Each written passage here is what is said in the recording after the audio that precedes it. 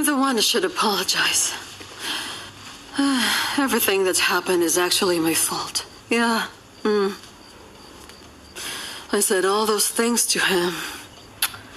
I don't know how I would live with that. Yesterday I talked to him. They allowed us to visit. But he didn't even want me there. It feels weird to talk about it so openly.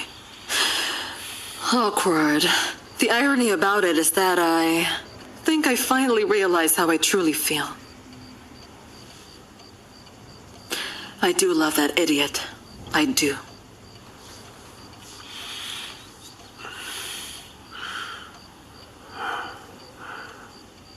Senya. Rita.